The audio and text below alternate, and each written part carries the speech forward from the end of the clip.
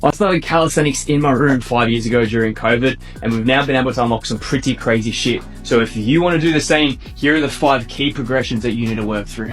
So we'll start with the super obvious progression, and that is through push-ups. And we start obviously kneeling and work through those 4 ranges of motion until we can do a negative with the kneeling up phase. And then obviously we want to work through those full body weight push-ups until we can get to 10 reps. From here, you can start elevating your hips a little bit and working into a bit of a half pike push-up and pressing up with those shoulders.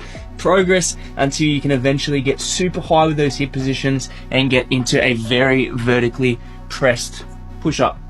It is also so important we build up our essential hip flexor and core strength, and how we do that is progressing toward that L sit. But at the very least, we want to start with seated hip compressions, and we adjust our level of backward lean depending on how strong we are. So the further leaning we go, the harder that is going to be. And once you can kind of get into this position, you can probably start progressing through those N sits to L sits. So start with an N sit, work to a single leg L sit, and modified L sit, and finally that full L sit. Inverted rows are that next key progression we want to work through. We can start super high with those rows and gradually work down to a horizontal position, but knees bent, just making sure we're getting that full range of motion. Once these start to get a little bit stronger, we can try and progress to that fully extended position. Once again, making sure we get that full range of motion.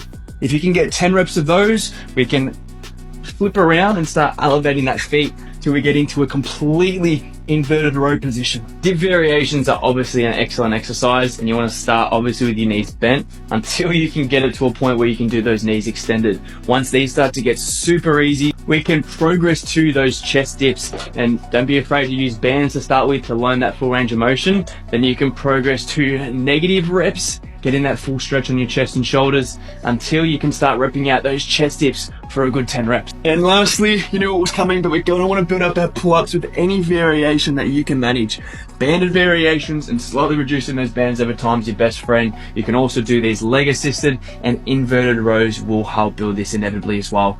I hope all this helps.